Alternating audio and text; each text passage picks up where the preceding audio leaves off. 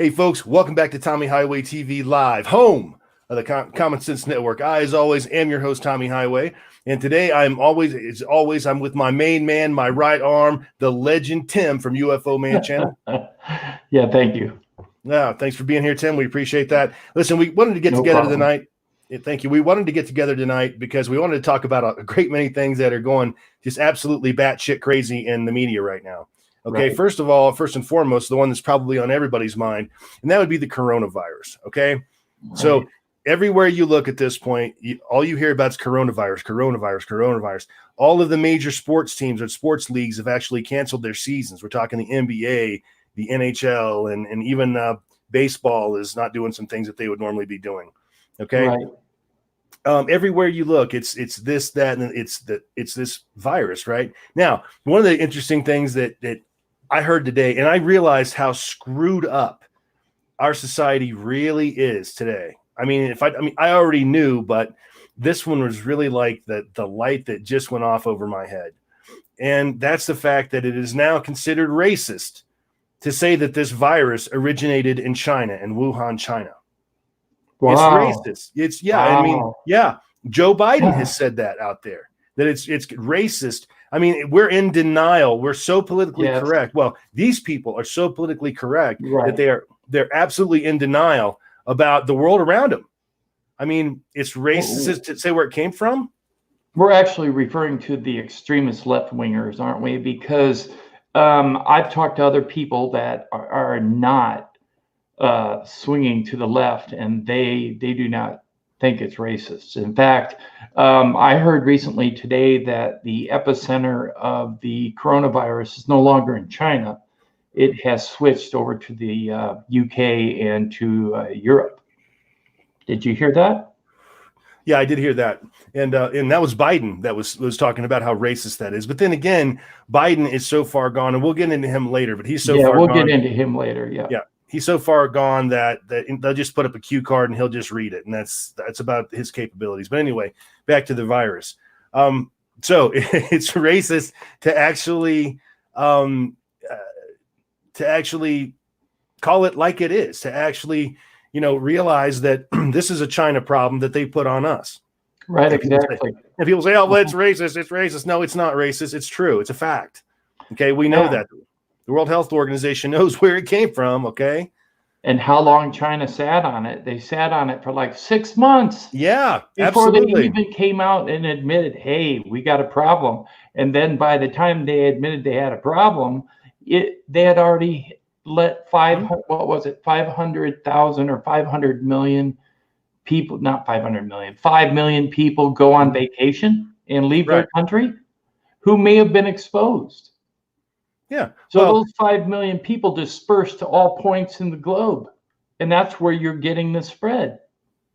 Well, then in Wuhan, the Wuhan state or district or whatever they call that, they were talking to, I guess, their mayor or whatever the equivalency of a mayor is or whatever. And they actually let the word get out that there was going to be a crackdown, that there were going to be a quarantine. So in several days before the quarantine actually took effect. So all these people disappeared, a couple million people. Disappeared from Wuhan. And when they asked the mayor about it or whatever, like say whatever his title was, he said, look, I don't know where these people went. I have no idea. They just left. They could have gone anywhere. Right. And here's the thing. This isn't the first time that the Chinese have bent the world over and screwed us like this. It's not. Right. I mean, they did the same crap with SARS. I mean, it's the same damn playbook, Right. They've done the same thing, and they haven't learned from their mistakes. No, it's all in the, here we go. It's all about control. It's all about controlling of the population, controlling information, image. In their image. I was going to say in their national image. And that's what those little bastards care about. They don't give a crap about anything else but that. Like, okay, just to give you an update, as of today, there have been, where do we go here?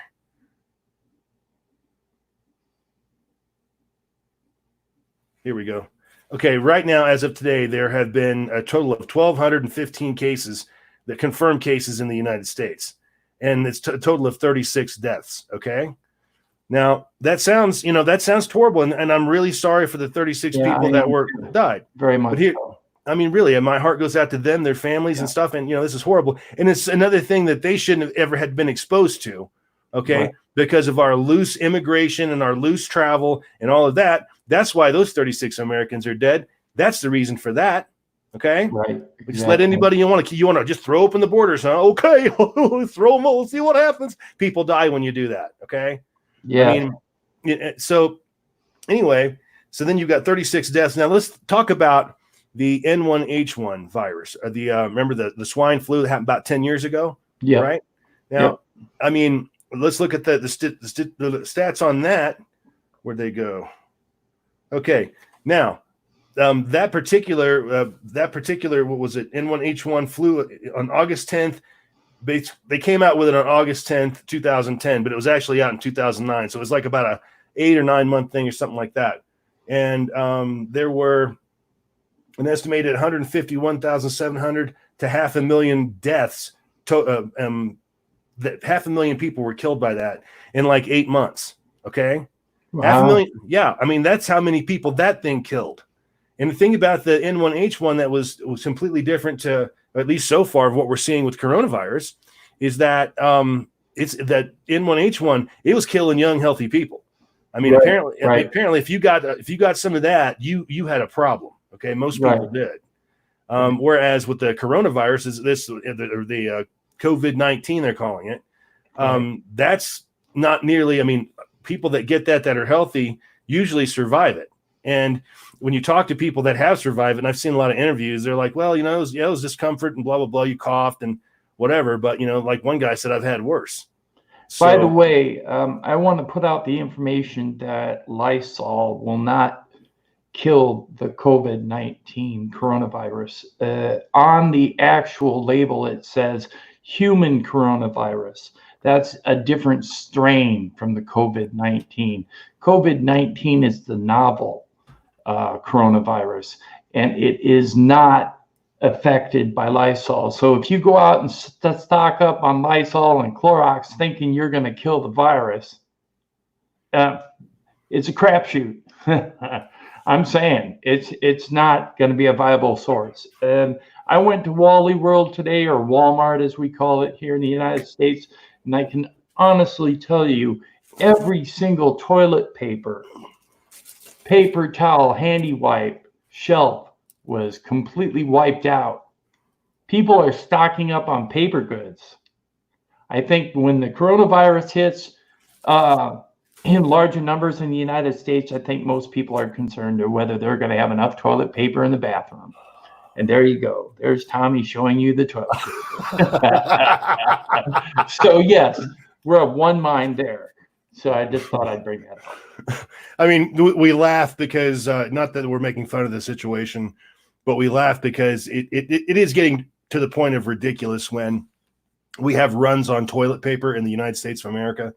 I mean, yeah, and ibuprofen. For God's sake, you're getting ibuprofen for one symptom of the coronavirus, which happens to be a headache.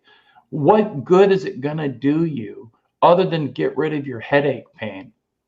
It's not going to cure you of the coronavirus. Right. So why do a run on ibuprofen? I mean, I went there today looking for one bottle of ibuprofen, and we're talking one of those major box stores, and there was none on the shelves. It was completely gone. I went to the pharmacy counter and I asked the lady, I said, do you have any ibuprofen behind the counter? And she said, no, we're completely wiped out. And that is the major painkiller that was completely gone. Everything else was there, but ibuprofen was gone. That's just insane. And it's the thing about it is, I mean, the ibuprofen factory, okay, right now, I guarantee it's running right now, okay? It's going to be running for a full shift tomorrow. I mean, and so is the toilet paper factories. It's not like we're actually going to run out of stocks in both those companies. I know, right?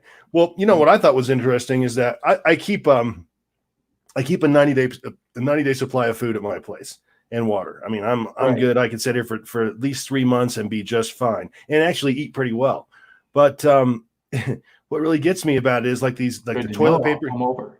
I know, right? I've just given away my position. But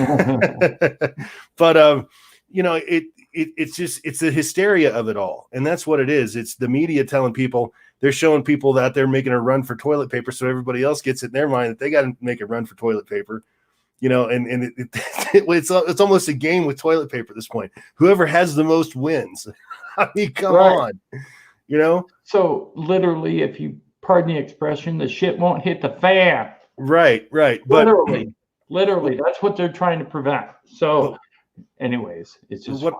But what I was getting at was there's one thing that I don't have a whole lot of, and I got some, but I don't have a whole lot, and that's powdered milk. Okay.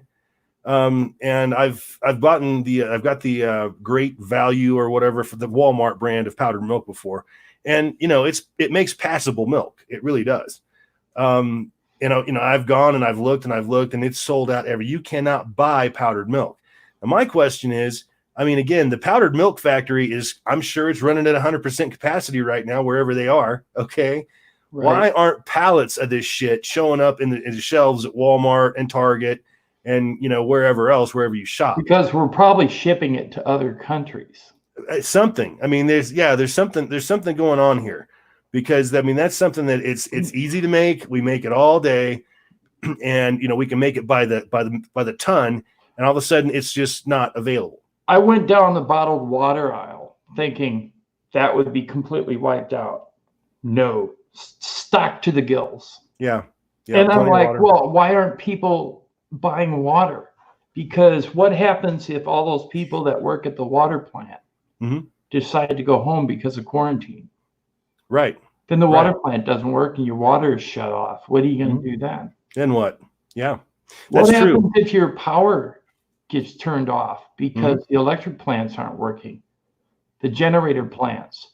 Then you're going to have to turn around and have a generator of some kind and some gas. Yep. So that you can run the generator and have electricity. Otherwise, you won't have any contact with the outside world because you won't be able to run anything. You won't be able to run your telephone. You won't be able to run anything. What happens to the people at the telephone company panic and they all go home? Or what else? Think about this, an internet-free world, because the internet shuts down because there's no one around to run the internet providers. Think about that.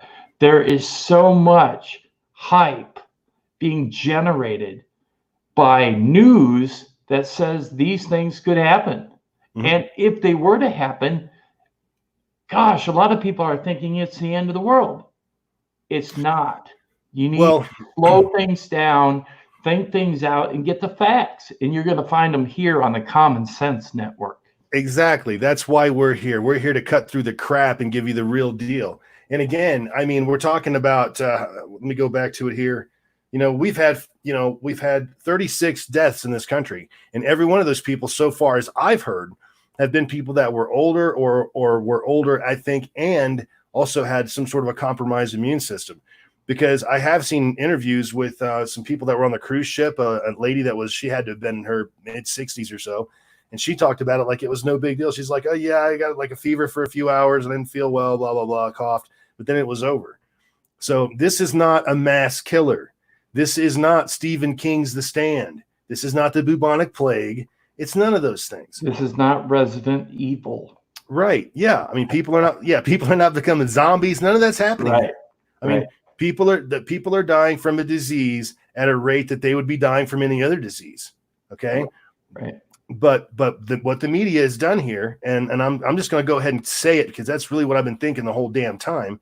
What the media has done here is they've tried to turn this and skew this and spin this to harm the president with it because they hate the president's guts. Joy Behar, that old bag that needs to be put in chains somewhere. That old bag actually. Yeah, that whole show should be shut down. Yeah. She actually got out there and said, number one, don't believe what the president says. And then number two, he should stand down because of the coronavirus. What a crock of crap that is. It's like, lady, I tell you what, for Joy Behar out there, if we ever get into a civil war, you're not going to make it, honey. You're not going to make it.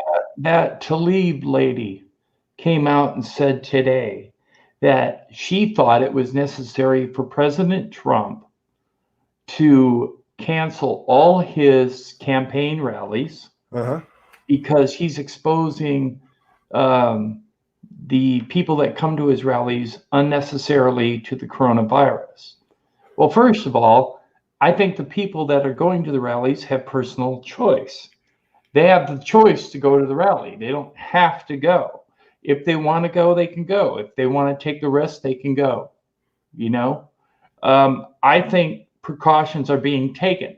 Now, what gets me is why isn't there an outcry against Bernie Sanders rallies or Joe Biden's rallies? But Right. no, it's only against Donald Trump's rallies. Right. Now, See. they have shut a couple of their rallies down, and Trump has shut a couple of his upcoming rallies down. The Tampa thing is off. So he is doing that. I mean, I think they all are, but this just happened today. But I think they're all starting to do that. I heard Talib say that. I was really ticked. Yeah. Well, that woman right there is an enemy of the United States of America that we've let in the gate. Okay. Right. We've allowed this person into our government because we, for whatever reason, and this is another thing that I think that our founding fathers just kind of missed. I mean, they couldn't count everything in. Okay. And that is the fact that you should have to be American born to be able to serve in our Congress. Yeah. We just had a Somali born woman elected to the U.S. Senate. Right. I couldn't believe it. I was like, don't you have to be born in the United States? No, you don't. And I didn't know that either. I just took that as, I knew you had to be for the presidency. And I guess I just assumed and took for granted the fact that you had to be American born to be. Else, right. Yeah. So did I. No, not the case. Wrong. Yeah. You can be from another country as long as you're naturalized as a citizen. Right. Yeah. So, hey, I got that clip. Okay. On Gutfield on the coronavirus and how the media and the Democrats are looking at it. Would you like me to play it? Very cool, man. Run it. Okay. All right. Let me put it up here. It's Gutfield in the 5. Okay. Okay. Share. I'm going to go over to the chat here. Okay. You're going to have to bring it up. Okay, give me a second here. And when you bring it up, then I'll play it. You have to enable the sound. Remember that. Yeah.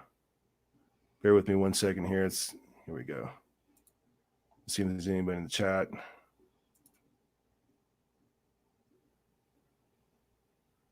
Okay, I see what you were saying, the banner there. Okay, cool. All right, let me bring it up. Okay, did you enable the sound in the left corner?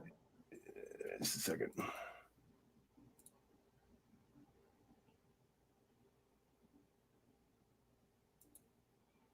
Okay, when you push to share screen, yep, down in the left-hand corner will be a little box that says enable sound.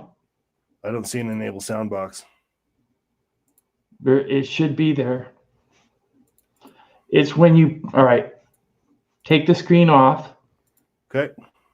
When you don't want to bring the video up on the screen. What you want to do is just push to share screen.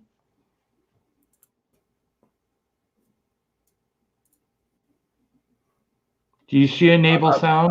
I've got add to screen is what I've got. Okay, here, let me do this. I will take it off on my side. Okay. And I'll see if I've got it on my side. I guess I do. I'm sorry, my mistake. Sure. Share audio. My fault. No problem. Here we go. Here we go. Never let a crisis go to waste. Every time a crisis appears, that sentiment follows. Take Democrat Jackie Spear, who chides Trump for not canceling rallies over the virus. The fact that he is not willing to cancel his various rallies suggests that he is willing to place even his most ardent supporters at risk. I think that he is showing, unfortunately, why he is so ill prepared to guide our country during this time of crisis. Like she cares for his supporters. So why just demand that from Trump and not Bernie or Joe? Is it just a coincidence such an order coincides with a political agenda? What's Jackie's next demand? You know, Republicans shouldn't vote in November just to be safe from those toxic, contagious voting booths. Yeah, never let a crisis go to waste. That's what the Russians were thinking when they tanked the oil market and put yet another nail in the collusion coffin. Then there's Chuck Todd's wishful thinking. This virus could be Trump's Iran hostage crisis.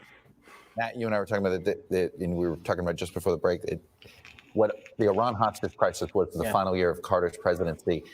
Not his fault, but it's a test in real time, and this is what this seems to be. Yeah, I mean, this does hold the potential, if it goes badly, to become a kind of Jimmy Carter-like scenario where the public just says, can't wake up with this anxiety every day. We got to have some kind of rule. So Chuck says this is what it seems to be for Trump. Does that sound like a fact to you?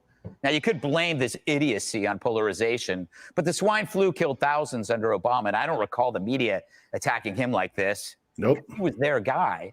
Then there's Hurricane Katrina, a natural disaster made worse by corrupt local government. But the media blamed George Bush because he's a Republican and not their guy. So that's the pattern. If the media and Dems hate the current president, then crisis is their tool. It isn't new. What's new? A president who responds in kind, because that's Trump.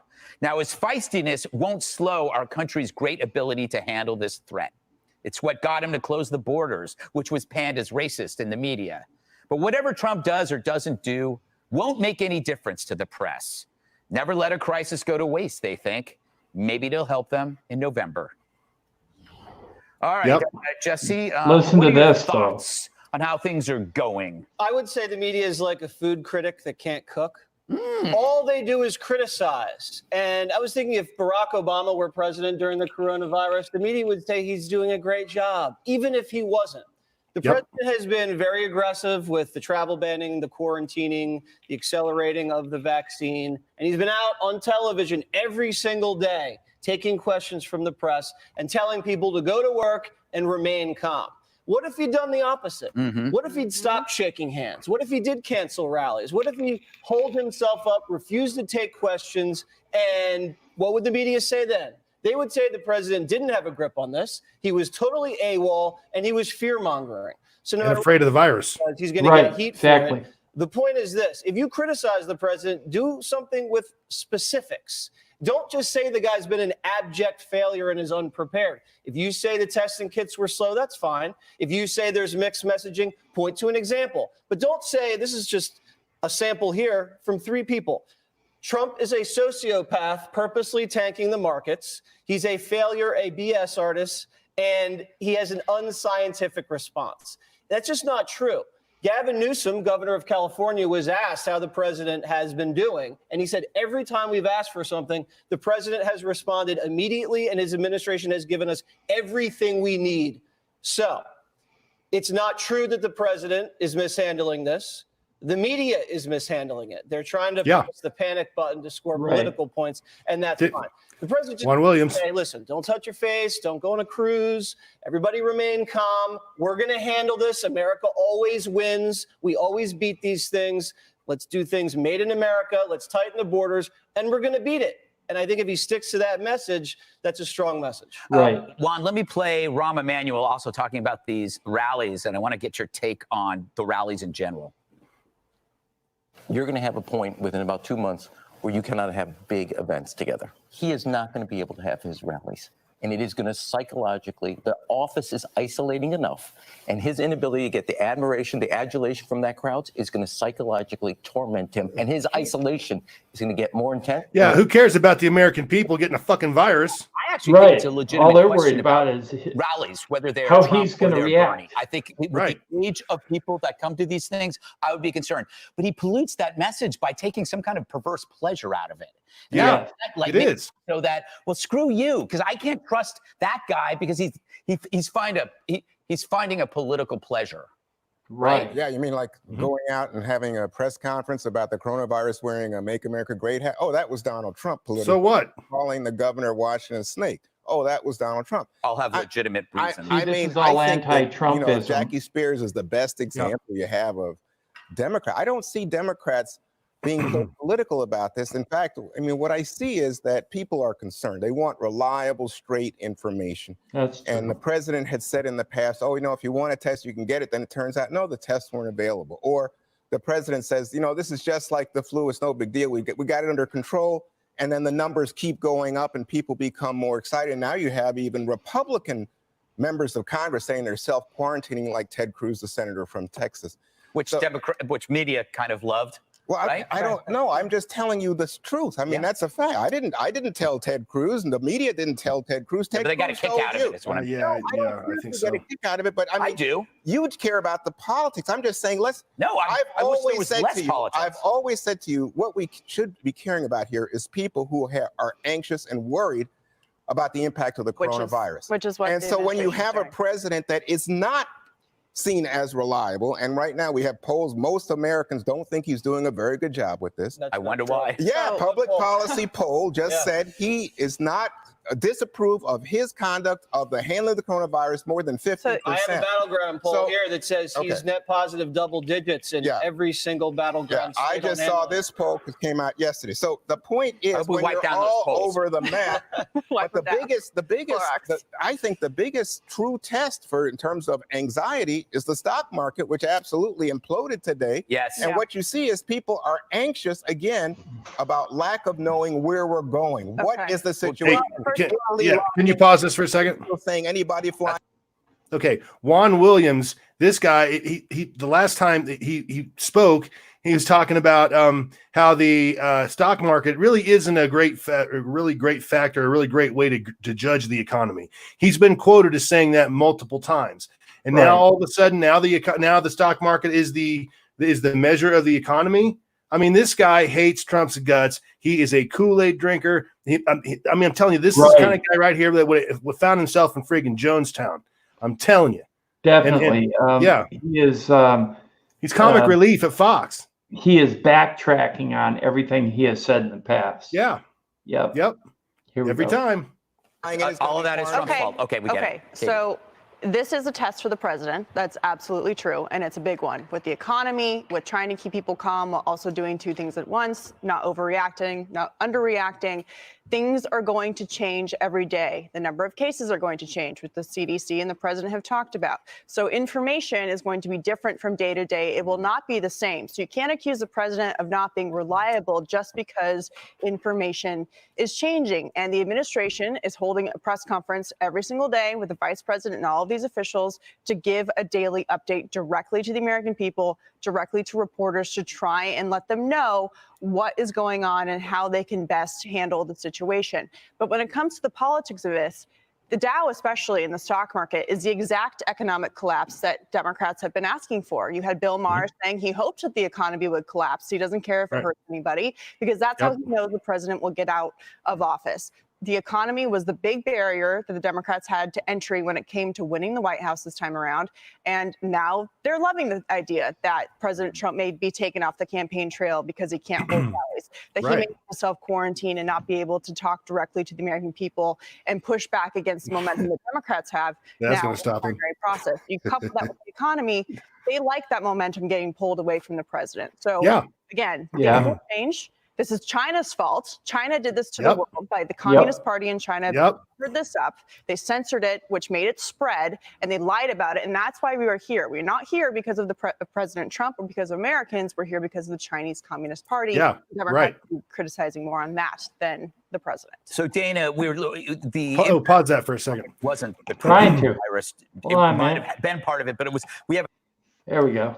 Okay, today I read an article this morning, first thing this morning, that the state media in China is putting out books and publications and their broadcasts and everything else. They're blaming us.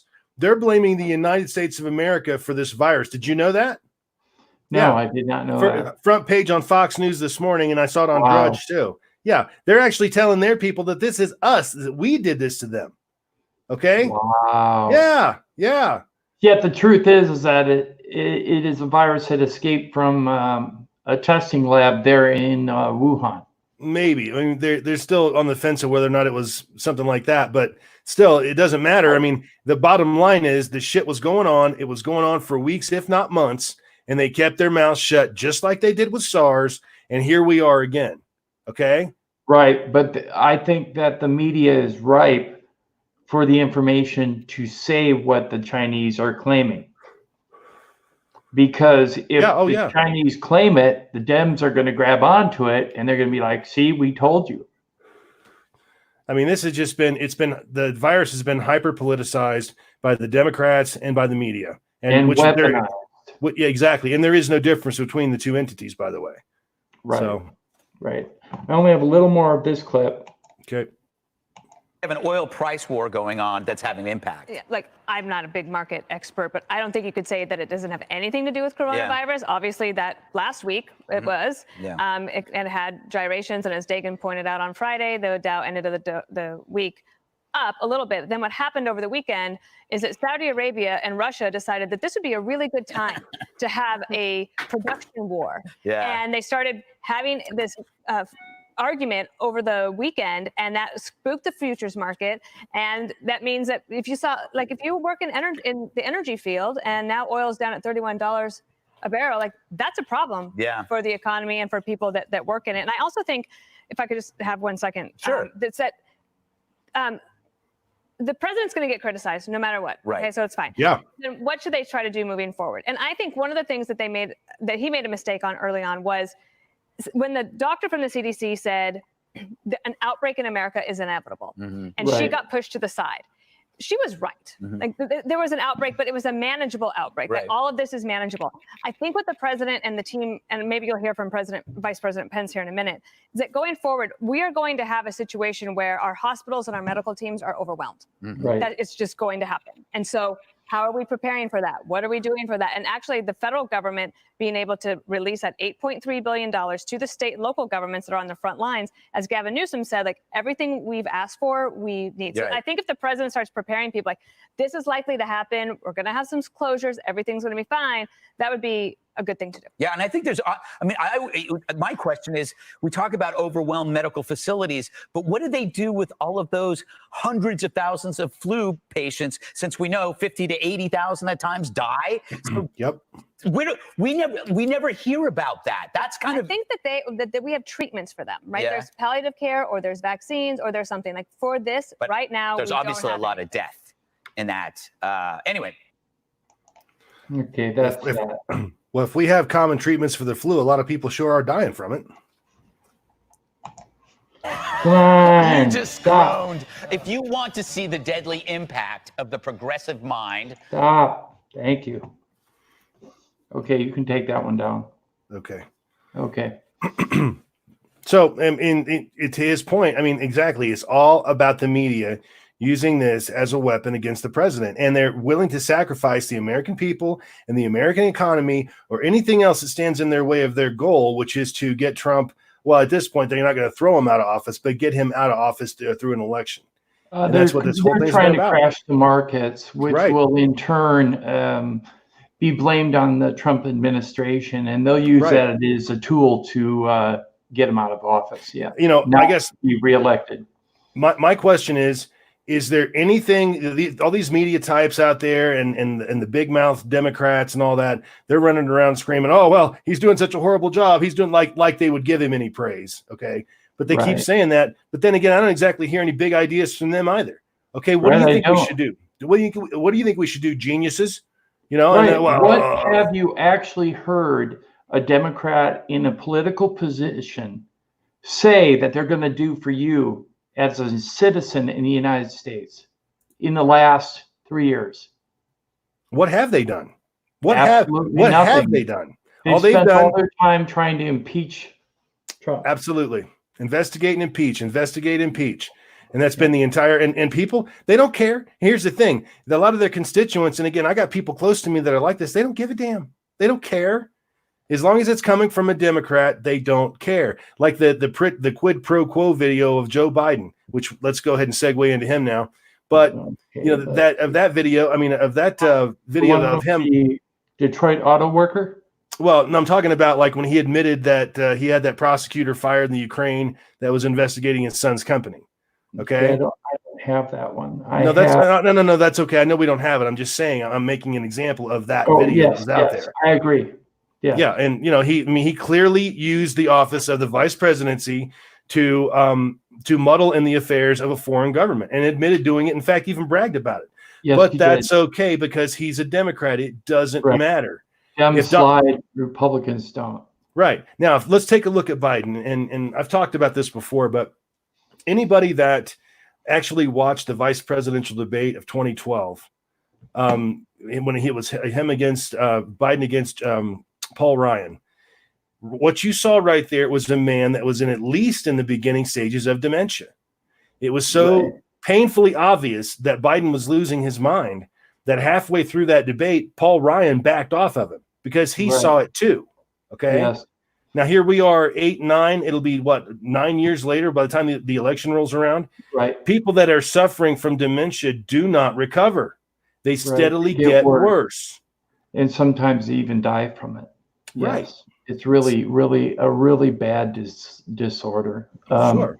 It's sad. My mother had from personal experience, my mother had 2 master's degrees and they were wiped clean because she had Alzheimer's and she lost both of them, meaning she went from being very, very, very intelligent to being that of like a 2-year-old. And that's what the disorder does. And this is what's happening to him. And he is not slowly, in my opinion, he is progressively advancing in this disease. And most definitely. I think the media is deliberately ignoring it. And the reason is because they're scared of Bernie Sanders. They don't want him. So they're pushing for Biden. Right. The problem is Biden is not fit for office. Nope. Now, I'm not saying mentally, although it is a mental disorder, but I am saying that he's not fit health-wise. Right. That's what I'm saying. He's not. And I mean, he doesn't know where he is. He doesn't know what state he's in. He trails off when he speaks. I mean, he has all of the telltale signs of a person with really advanced dementia, in my opinion. Everybody that I've ever known with dementia, or people that were old and were losing it, Joe Biden is way far gone. He's way too far gone. He's got 3 symptoms that I know of for a fact are associated with Alzheimer's. 1 is loss of memory. 2 is confusion. And the 3rd one is bouts of like spurting out anger. Yeah. Angry bouts where you yell at someone for no reason over nothing. And this has been happening on the campaign trail by Biden to his constituents. Yeah, potential voters.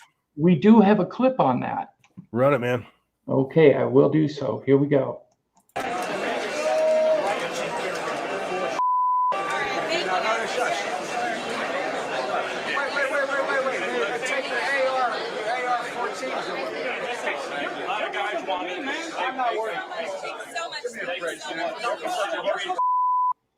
Okay, Joe Biden yesterday hurling profanities at a construction worker from Detroit who questioned him on his stance about guns. Yeah, really? So when someone engages you, you curse them out? That Michigan mill rights employee, Jerry Wayne, joins us now. Jerry, appreciate you joining us. Set the scene. When did you realize you'll have a chance to question the former vice president about his stance on guns? Well, I heard when I first came to work that he'd be coming in. So I spent a little bit of time gathering my thoughts on a question that I might be able to ask. I had no idea that he was going to be taking questions or if it was going to be that type of scenario. He started making his rounds, shaking people's hands, and he made it to my way, and I stopped him. I started asking the question. He could have easily said, I'm not taking questions, and I would have very respectfully walked away. But he wanted to listen to my question, and I don't think that he was ready for it. Well, it was hard to hear. What did you ask him? Well, I asked him how he was going to be helping get us work, us union workers work in the future. We seem to be doing fine at the moment, but there's always room for improvement. And I wanted to give him the opportunity to show us where that improvement could come from. And I also asked him, I'm sorry? You go ahead.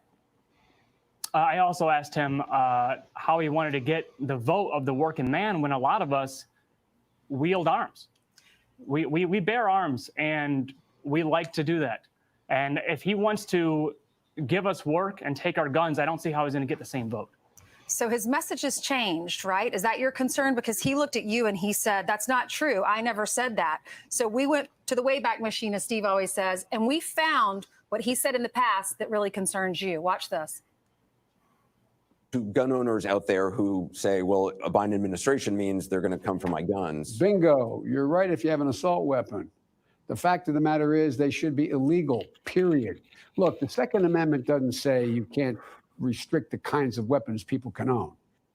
So that was one of the viral videos, Jerry, that you had seen. Another one is where he talks about putting Beto O'Rourke in charge of guns. We're going to run that too.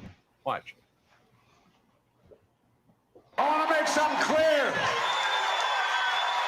I'm going to guarantee you this is not the last year seeing this guy. You're going to take care of the gun problem with me. You're going to be the one who leads this effort. I'm counting on you. Right, and that's the video right there, Jerry, that scared you, right? Yeah. It was a little bit disturbing to see that a politician wants to take away my right to defend myself. Which Joe Biden do you believe? The one that wants to take my guns. So you told him you want to, most of these assaults are happening with handguns, and you want to take my AR. He thought 14, but he says means AR-15, we think. So you say he should not touch your AR-15, and it's not an assault weapon. He doesn't need to touch anybody's weapon at all. Jerry, what we need to do is we need to concentrate on teaching people how to respect firearms and how to use them, not take them away. Right. Dr. Squat. Or what my favorite is when you catch someone that has a stolen firearm in their possession or a felon that has a firearm, you take them out of our society and you put them into a concrete prison for 25 or 30 years of the rest of their life. That's what I'd like to see. And when people want to start doing that, when they want to start taking these gangbangers and taking them out of our society forever, they're gone. When they want to do that, then that'll be that's gun control. See, they don't want to do that because if they did that, it would be a vast majority of it would be minority crime, at least for a while. So then they'd say, oh, it's a mass incarceration. They got incarcerated because they did something wrong and broke the law. That's why they got incarcerated. We just don't go around enough people putting them in prisons at this point. Right. I do have another clip here concerning Biden's gaffes and his mistakes he's been making. So here's Hannity on Fox News. This critical primary night does unfold. As it stands now, quid pro quo Joe has pretty much cemented his front-runner status over Bolshevik Bernie, but Joe Biden is struggling. There is no doubt in anybody's mind. Everybody sees it. The media mob and Democratic Party may try to ignore it. It is now official, and it is beyond alarming if we are going to be honest and truthful as a country. Frankly, it is even hard to watch. The confusion, the inability to finish thoughts, the never-ending daily gaffes, the bursts of outrage and anger should concern every American tonight. Yes. It looks like he will be the Democratic nominee, and this should be regardless of any political view. We now, on multiple occasions, he has now forgotten Barack Obama's name. He recently confused his wife for his sister. He called Super Tuesday Super Thursday. He mixed up Chris Wallace for Chuck Todd, which is an insult to Chris Wallace. He said that 150 million Americans died from gun violence. Not true. He told the crowd in South Carolina he was running for the Senate. And I can go on and on. As a matter of fact, well, we have examples just from the past few weeks. We have our list. It's ongoing. You can read it at the side of your screen. Now, he cannot control his agitation. And this became apparent again earlier today. Totally enraged Joe Biden when a construction worker at an auto plant dared to ask him about this clip. We're going to show you the clip first because it turns out that the construction worker at the auto plant was right about Biden talking about taking assault rifles. Here's the clip that proves the guy is right, which we'll play in a second. So to gun owners out there who say, well, a Biden administration means they're going to come for my guns. Bingo. You're right if you have an assault weapon. The fact of the matter is they should be illegal, period. Illegal, period. He said it. So maybe Biden, again, just doesn't remember saying that. He only said it in August of 2019. Maybe he doesn't remember that he recently anointed Bozo Beto O'Rourke to lead his gun confiscation policy. Remember, Bozo is the same guy who said, hell yes, we're going to take your AR-15s, or in Joe's case, 14s. Yes, maybe Biden doesn't remember, or maybe he just can't control his temper. Whatever the case may be, what I'm about to show you should be concerning to every American. This is one incident of many incidents that have been taking place. Take a look.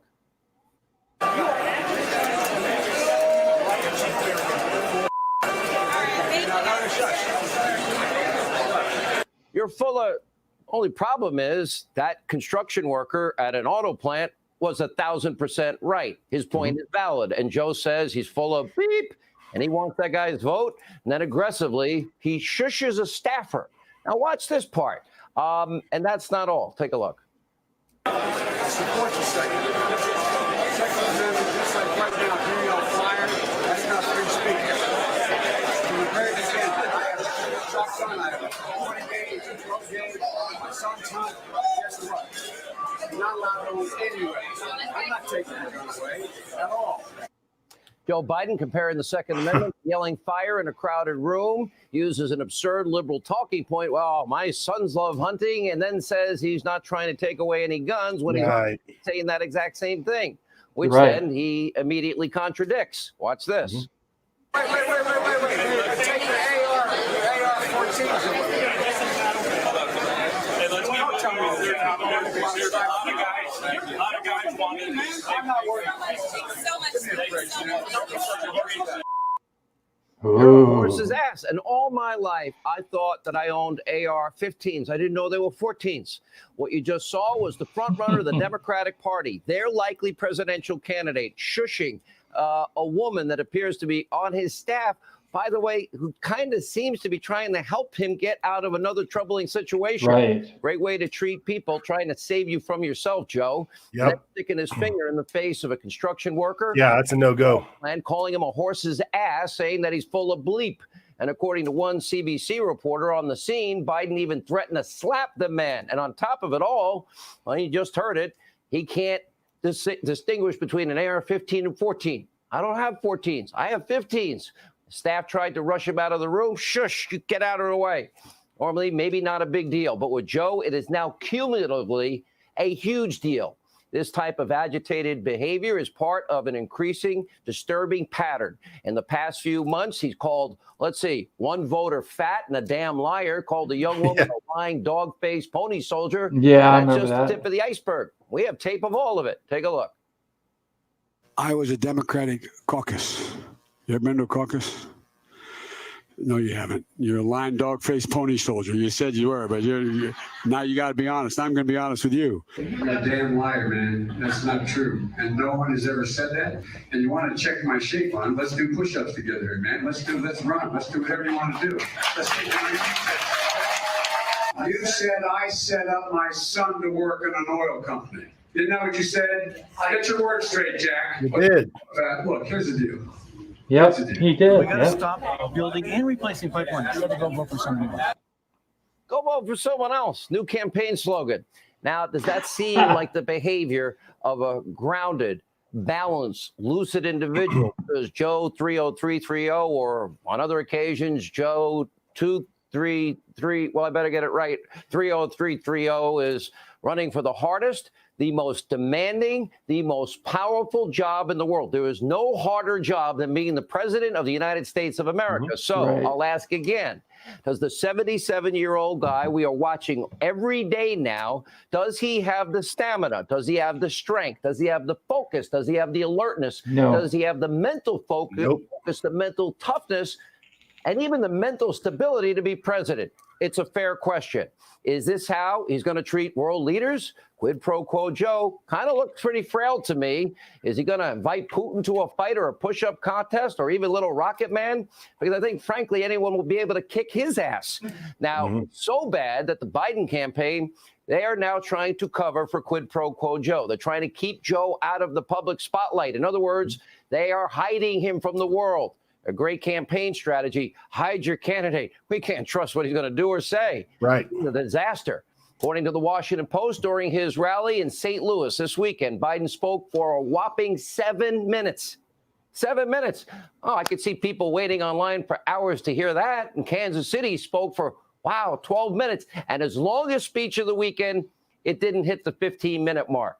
His big rally tonight in Ohio was canceled after the campaign cited coronavirus concerns, although he will speak at a separate event in Philadelphia. And by the way, like father, like son, Hunter Biden, he's using the coronavirus as an excuse. Remember, he denied paternity in that case down in Arkansas. Now he's trying to skip out on a child support hearing in Arkansas because of the virus. I would argue it's probably because he doesn't want to turn over his finances. That would expose him in the Burisma case and the China case and whatever other countries was paying him millions with zero experience. And by the way, Arkansas currently has 0 cases of corona. We'll get back to quid pro quo Joe. Right now, he cannot be trusted to speak for more than 7 minutes by his own campaign. And that's 7 minutes with a teleprompter. And he wants to lead the free world. Let's pause. Let's take that in. Let's think about that. Now, of course, when quid pro quo Joe actually does hold an event for more than 7 minutes, it's a struggle. Every single time, a struggle is guaranteed to ensue. For example, Monday's rally in Detroit became totally derailed after an interruption from a few anti-NAFTA protesters. Take a look. You know, I didn't. Are you with Donald Trump?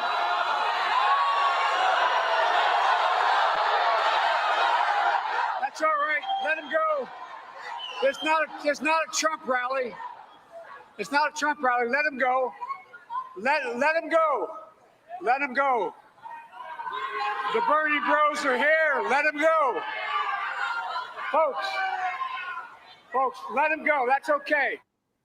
Herein lies another serious problem for quid pro quo Joe. He can't hide from what is a real horrific track record. Look at your screen. Here are a few of Joe's top accomplishments. Let's see. NAFTA.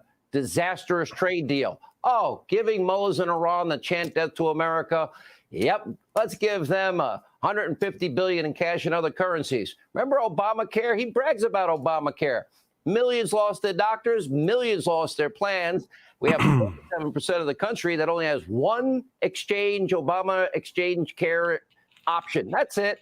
And our premiums, average family, did you save $2,500 on average per year? No, we're all paying almost 200% more. And let's not forget the horrific economic track record. I tell it often. 13 million more Americans, food stamps, 8 million more in poverty, lowest labor participation rate since the 70s. Then, of course, we had the lowest home ownership rate in 50 years. We had the worst recovery since the 40s, more debt than 43 administrations before them combined. Not a good record compared to 8 million new jobs under Trump, all new trade deals. We got the wall being built. We got promises made and kept on all those trade deals. And guess what? America's doing better than ever. Record low unemployment for every demographic in this country. Now, by the way, an attack against the administration over a virus, apparently that's fair game. And don't forget that around 17,000 Americans, they died from H1N1. That was the swine flu That's virus. what you said earlier, that was Tom. handled, you got it, under Biden Obama. Now, Biden also voted in favor of the Iraq war, but he did an interview and he told Lawrence O'Donnell over at MSDNC, state-run conspiracy television, he did vote for a war to prevent a war from happening. He voted for a war to make a war from happening. Makes sense. Excuse me? Take a look. The reason I voted the way I did was to try to prevent a war from happening because, remember, the threat was to go to war.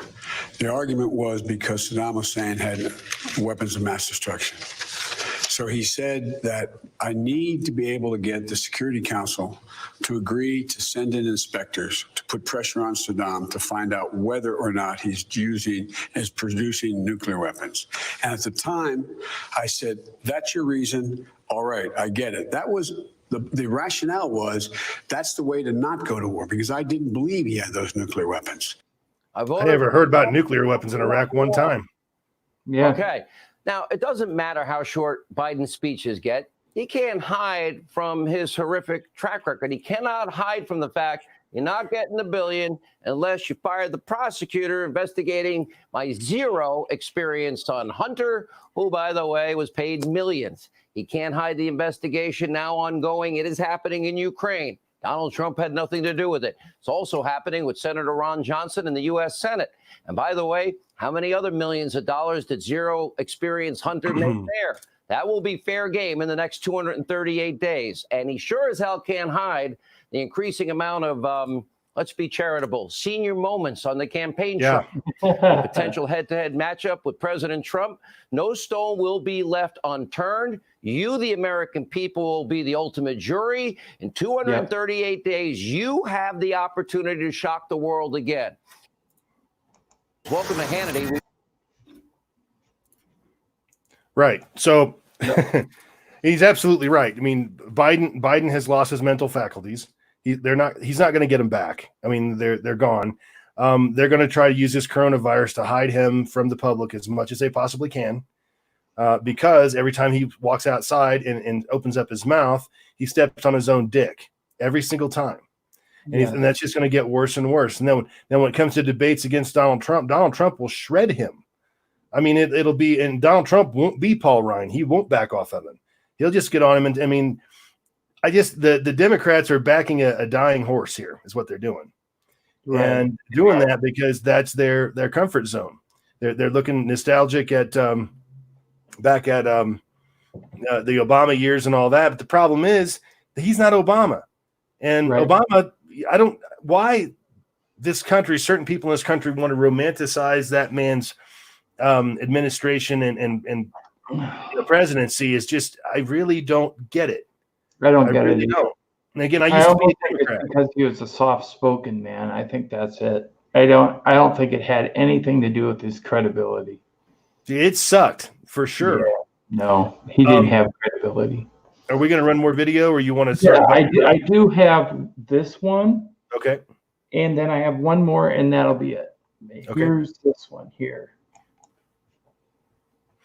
You got to bring it up. Oh, oops. Town hall in Pennsylvania earlier tonight, right here on the Fox News channel. We have the highlights. Also breaking tonight, we're about to reveal some disturbing, frankly repugnant, newly unearthed audio from Quid Pro Quo Joe on African Americans, on women. It's from when he was a young senator. That is moments away tonight. Plus, numbers do not lie. President Trump's massive, huge record turnout on Super Tuesday set new records, broke all expectations.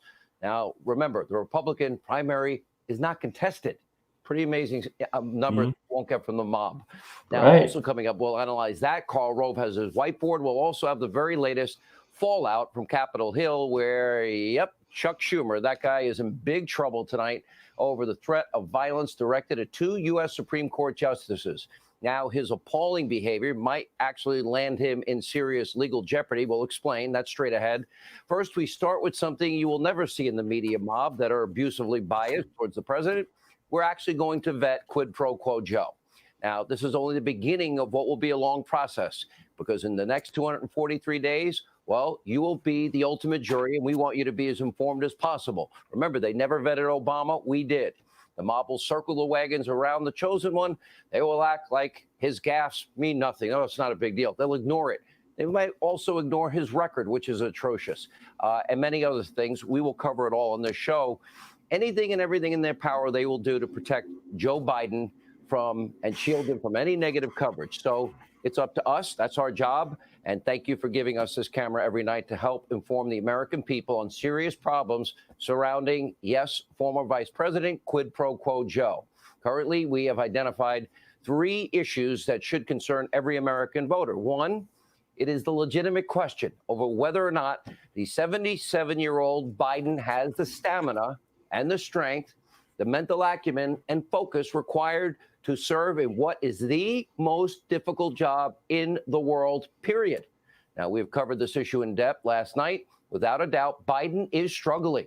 If he had a fastball, it's gone. If he had a slow pitch, that's gone too. Yep. It's confusing and bumbling speeches, increasing numbers of gaffes, public outbursts are beyond troublesome. Most people see it. The media mob's trying to ignore it. Now, the issue number 2 surrounds Quid Pro Quo Joe and the issue of corruption. There are now multiple ongoing independent investigations in the U.S. Senate. Ron Johnson from Wisconsin leading the way there. And in the country of Ukraine involving Biden's shady activity in Ukraine. You're not getting the billion till you fire the prosecutor investigating my zero experience son paid millions. That doesn't go away because they want it to go away. Of course, we'll continue to track this ongoing scandal because a big investigation is also going on in Ukraine. We will follow it wherever the truth leads to. Also tonight, we will focus on Biden's 3rd major issue. He has a track record. By the way, I would say 78-year-old Bernie, he has the energy and stamina, a lot more than Joe Biden. But the 77-year-old career politician, first elected to the U.S. Senate in 1972, has a long, dicey public history, which brings us to our shocking new audio. This was May 18th, 1973. Try and listen to this through the prism of what if Donald Trump said it? Now, then Senator Biden gave a lengthy speech to the City Club of Cleveland. We have confirmed with them that, in fact, these are his remarks. It was also covered by Cleveland.com and Breitbart and other news sources. He bragged that politicians were more moral than doctors that save our lives, lawyers, and even Indian chiefs. Can't make this up. Take a listen. Politics should be the most honorable of professions.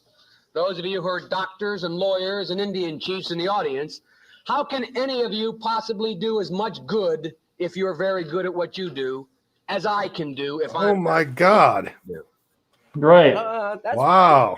I don't think they do more damage than in the swamp. Biden went on to clarify, however, he wasn't particularly a moral person himself. Interesting admission. Listen to this. I fortunately had over 3,000 individual contributors. Nobody makes up any more than 1 percentage point of my total budget. Nobody for 1 percentage point gets a hold of that either. Nobody gets any more than a return phone call for that 1%. But it's not because I'm particularly moral. It's because nobody took me seriously. Biden admitted he'll pretty much do anything to maintain power. Wow. But the most shocking parts of the audio involve his statements about women and minorities. In fact, he made several derogatory jokes about women in the audience. He Didn't did. even think they told me you weren't going to be here. I wasn't expecting you to be here. Take a listen. And the only analogy I can really think of is a football analogy. And I apologize to you women in the audience for not being able to think of a more appropriate analogy, but they told me here they didn't want you here anyway. I didn't expect any women to be here.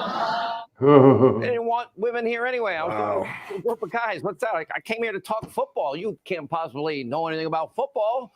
Can you imagine if any Republican said this? The hysteria in the media mob, it would be nonstop. The coverage would be apoplectic, outrage, moral selection. Oh, God. It usually is. Yeah. Marching in the streets. In the speech, Biden singled out a woman in the front row asking a question. Listen to this.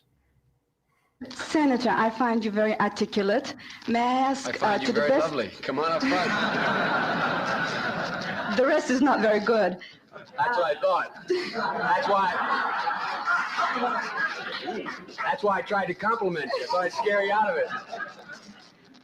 To the best of your knowledge, Senator, do you believe that the Democratic Party has ever been involved in something as atrocious as bugging?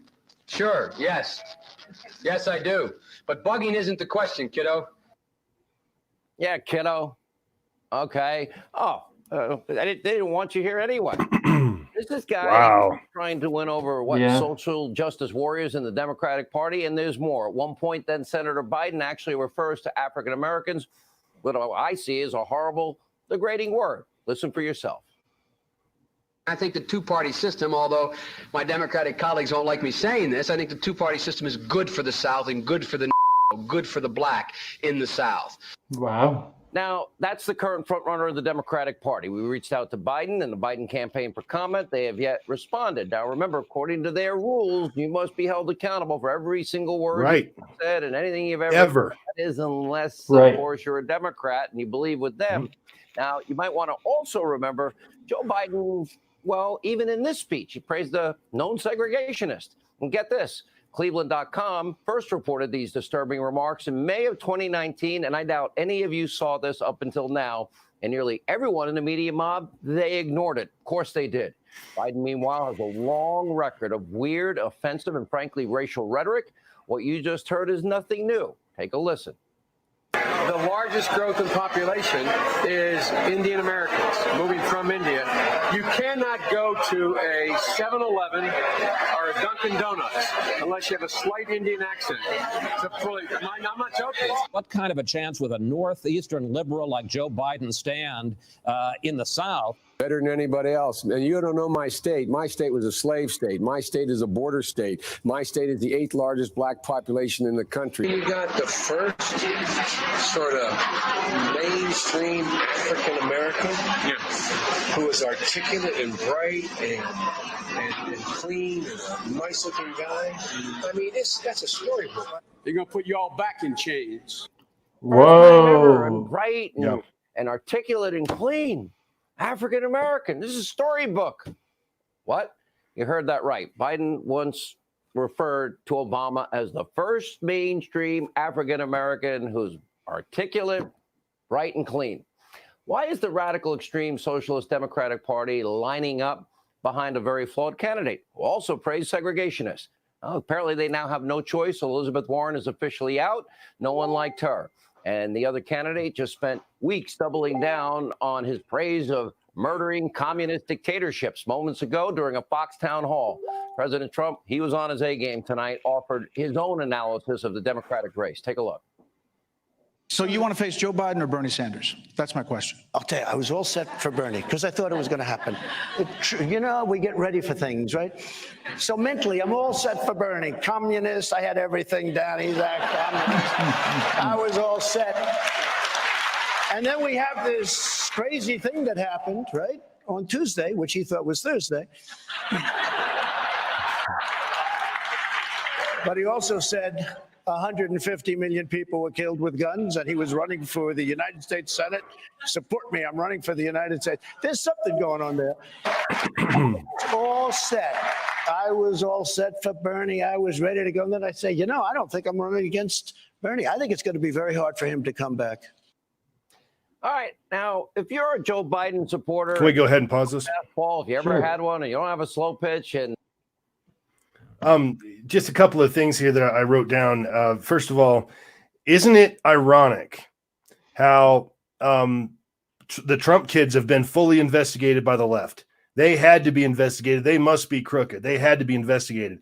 But then you have evidence of Hunter Biden with no energy experience is making $50K a month. But it's nothing to see here. Oh, you're just, we don't need to see that. That's the Democrats for you. And it's not just the politicians, it's the people. Those people will just overlook anything that a Democrat does. I make the analogy all the time that because I have people in my life that are like this. And what that analogy is that those people would not have had a bad word to say about Barack Obama if he had walked outside of the White House onto the North Lawn and stomped a bag of puppies to death. Now, I'm telling you, there are people out there in this world that would have found a way to justify that, and I know some of them. Yeah, I actually know some too. I don't know if they'd stomp a bag of puppies to death. Oh, you mean Obama doing that? Yeah, right. But I would say this. I would say in most cases, if you are a right-wing conservative, you got to keep your mouth shut, because if you don't and you speak your mind, you're going to. You don't have freedom of speech. No, you don't have freedom of speech. You don't have freedom of anything. No, because the Democrats take it away from you. Right, and they have the power to do that. Which while they're screaming equality every other breath, while they're doing that. Right, exactly. Mm-hmm. And they don't have the power to do that. They don't. I do have one small last clip, but it's when you're ready. Okay. Let's go ahead and wrap up Biden. I mean, at this point, if you're voting for Biden, there's a couple of things you need to understand. First of all, anytime that I myself, or for that matter, any other man that I've ever known, walked up behind a woman and sniffed her hair in the back of her neck, we had something in mind. Okay. We had something in mind. And we were involved. Right. That's why we don't do that to women that we're not involved with. Okay. Right. Joe Biden has kissed and smooched and grabbed and groped and all of these things. And here's what's so sad about it. Here's what's so sick about it, and why I'm so down on the American female, to be perfectly honest. It's because all of that went on, all the videos that we have and all of that we've seen. Okay. And those are the same women that were trying to destroy Brett Kavanaugh for a rumor, for somebody's word, one person's word. They're willing to destroy a good man's judicial career, okay? But then they'll turn around and they'll support creepy pervert Joe Biden, okay? I mean, it's amazing. Sick, yeah. It is sick. You know? But Anyway, so like I say, if you want to go ahead and run that video, let's go ahead and do that, and we'll wrap up with Schumer. I have one last thing to say. This is very important that you watch this video clip, because this video clip will explain exactly what's going on with Joe Biden. Former New York City mayor and attorney for the president, Rudy Giuliani. All right, Mayor, do you agree with my assessment of how things shook out?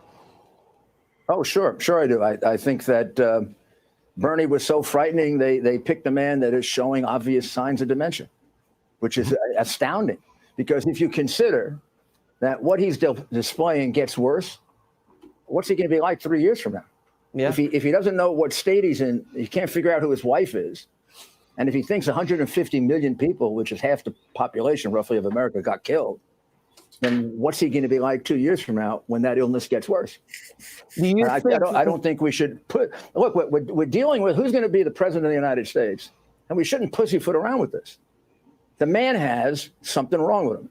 Yeah. And it's serious. Not only that, his family has been stealing for 30 years. There are at least 8 cases in which the family made hundreds of thousands and millions of selling his public office. Now, it is possible.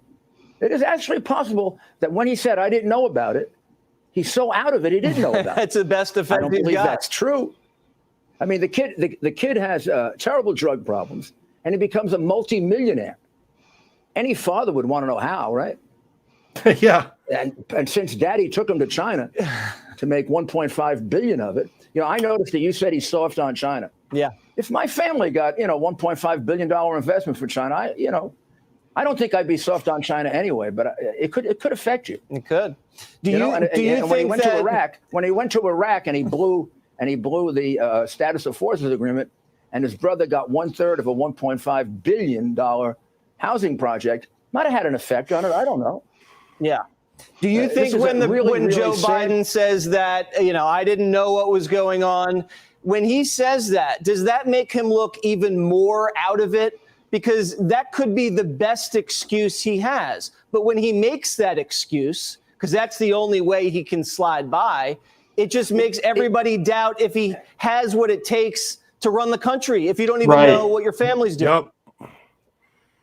If he really doesn't know that his brother and his son was selling him out for 20 years and became multimillionaires, then he belongs somewhere else, not in the White House. And you know where he belongs. So he's either corrupt or he's incapable of being the president, right? He's either corrupt or he's clueless.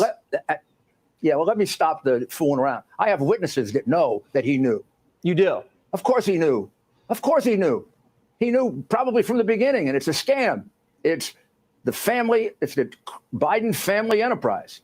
What do they monetize? They monetize his public office. When he's in the Senate, they do it with a real estate company. They do it with a bank. They do it with a private equity fund that goes bankrupt, and one guy in it is running a Ponzi scheme. And they make millions from that. Mm-hmm. And then they do it with Iraq, and they do it with Ukraine, and they do it with China. And those are the ones where they made millions. There are little ones where they made less, like Romania. This was an ongoing criminal enterprise. It should have been investigated when I first brought it out back in February. And the only reason it's affecting the presidential campaign is because it was covered up back in February by the press, by the Democrats, with the lies that the case had been debunked. Right. I have the case. I have the arrest of the company 3 weeks before the prosecutor was fired. And I have the memo that shows that Hunter Biden was engaged in a $14.6 million money laundering scheme. Prosecutor got that 3 days before he was fired. The prosecutor has been poisoned. There's a record in the Austrian hospital with the foremost doctor in the world who saved Viktor Yushchenko's life. He was poisoned with mercury, never even covered in the American press. Well, they cover it, and if they have to face it, they just call it debunked and they look the other way. Mm-hmm. Can I play you some video, Mayor, of some unearthed Biden sound from early 70s, I think 73 Cleveland? He's making some comments that made people think, wow, I haven't heard that before from Joe. Let's listen to him on Black Americans. I think the two-party system, although my Democratic colleagues don't like to say this, I think the two-party system is. Okay, well, anyways, it shows that Giuliani is attesting to the fact that indeed Joe Biden has dementia, and it is progressing at a rapid rate.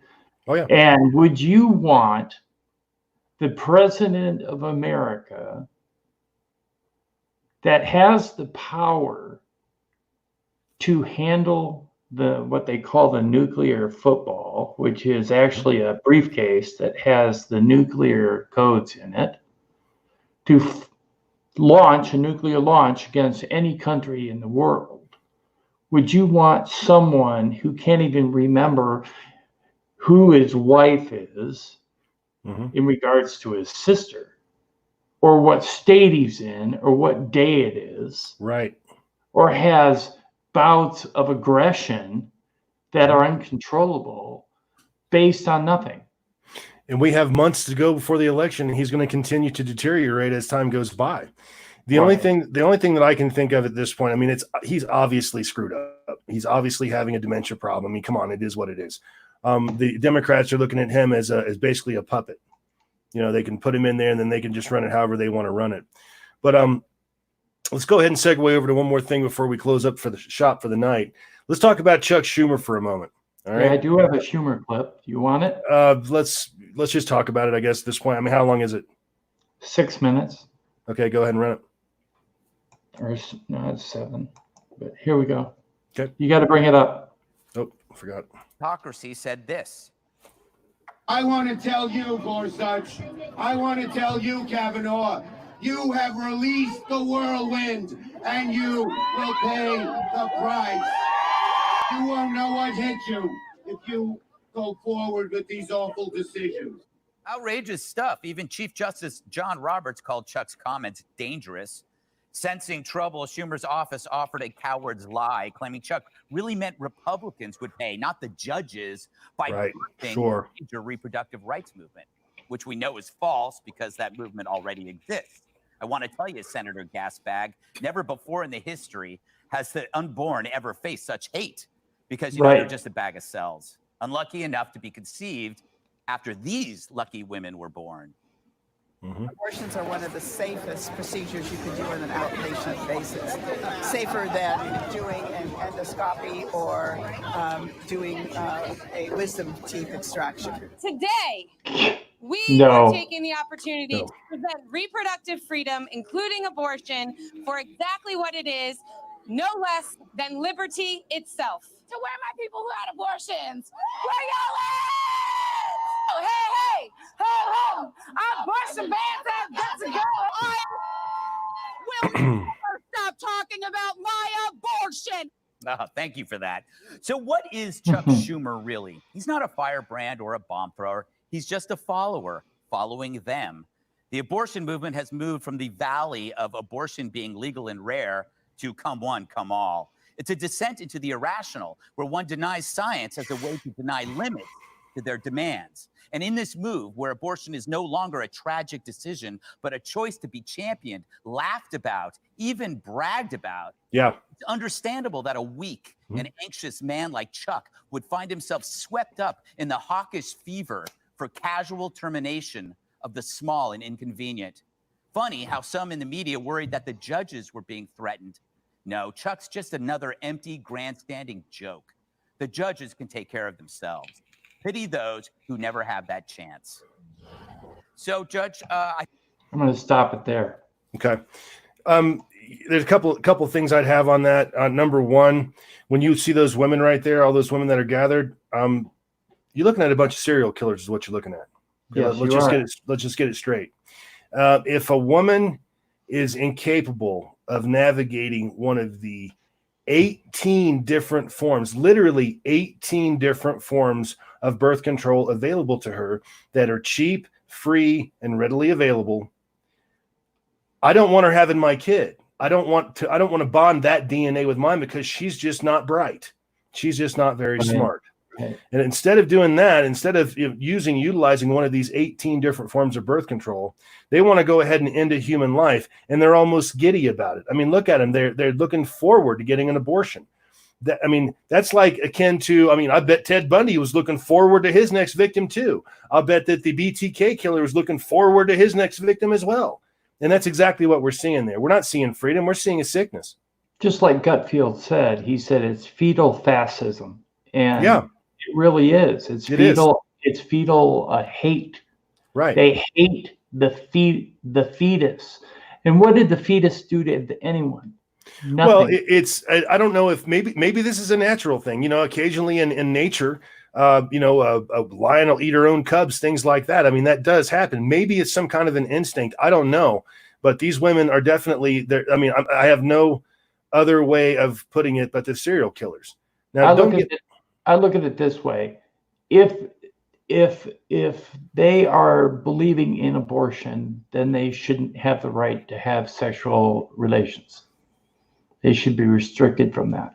Well, I don't know about that, but the bottom line is, I mean, it's real easy to get birth control. It is incredibly easy to do so. And, you know, they keep saying it's my body, my choice. Well, why don't you take your body and make that choice and get some fucking pills? Why don't we do that versus killing a living thing? I mean, that, you know, are they too lazy? Is it an intelligence thing? They just can't figure out how to do it. I don't know what it is, but those women that you just saw in that gathering, they're all afflicted with the same problem. And just to correct a statement, an abortion is not as simple as an endoscopic exam or the removal of wisdom teeth. I happen to know for a fact it's much more traumatic and much more complicated. Right. So that woman was wrong. She was trying to make it seem like it was nothing. Right. Well, like, oh, no big deal. And I've seen them get up there and scream, I'm proud of my abortion. We just saw that. And I've seen a few of them get up there and say, I wish I could get an abortion. Now, the woman that said that, I don't think she'll ever need to worry about getting an abortion unless she goes and gets it done in vitro, because I don't think anybody's going to hit that. But that being said, that's what we're dealing with. But let's go on to Chuck Schumer here. Okay, so what we've got here is we've got a Senate minority leader that has just called out and threatened 2 Supreme Court justices by name. And there is no other way to spin that. We all saw it. There is no contexting here. There's none of that shit at all. We all know exactly what the man said. We heard it come out of his mouth. We watched his mouth move. Now, I think it's pretty interesting because there's gun organizations out there. What is it? Let me find it here. I'm a member too. It's National Rifle Association. No, Gun Owners of America, GOA, and I'm a member. They actually, because he's from New York State, they filed a petition with the court, and I just saw this today, to red flag him because New York has red flag laws. So at this point, they want to take any firearms, and you know he does own them. They want to take his firearms. Think about that for a minute. And you know what? They're right. Brilliant. I'm glad I gave these guys $20-25, whatever it was. Brilliant move. Yes. I mean, we'll see what happens. Now, he won't have to go. Now, I'm sure that they won't go and take his guns because, you know, he's in the government, just like, you know, he doesn't have to be on Obamacare like they want everybody else, the subjects, okay? The subjects have to follow the rules. The kings do not, because they consider themselves kings, and they do that because they've got a bunch of idiots in their state or their district that continue time after time to vote for these people and get absolutely nothing but chaos for it. Right. I mean, come on, man. Heard of Judge Janine, correct? Yeah, sure. Judge Janine said in the rest of this clip, she said that it would be justice if Schumer was removed from office by impeachment. Sure. He should be. Anybody that would impeached. Either he either did one of two things. It depends on how you look at it. Either he directly threatened Supreme Court justices, okay, or he directly tried to influence their decision, which is also a no-no. Through intimidation. He tried to intimidate 2 Supreme Court justices out there with those serial killer females, okay, into influencing their decisions. Yeah, according to Janine, she said he directly incited violence. Yeah. At that crowd. And he did indeed know that he was making a direct threat to Gorsuch and Kavanaugh. Of course he did. And it wasn't a veiled threat to the Republican Party and the birth of reproduction movement. Not by a long shot. That's a scam. Not by a long shot. He's just trying to backtrack and cover his ass. Exactly. But in regards to the truth, he actually did come right out and threaten the two Supreme Court justices while they were in court in session discussing the abortion case they were talking about at the time that group of women were so concerned about outside of where they work. Right. If a Republican would have done it, the Democrats would be screaming for his removal immediately. They'd be shitting their pants. There's no question about that, because it's here we go again with the double standard. A Democrat can do whatever the hell they want, say whatever the hell they want, but a Republican has to walk the line. And that's where we're at now.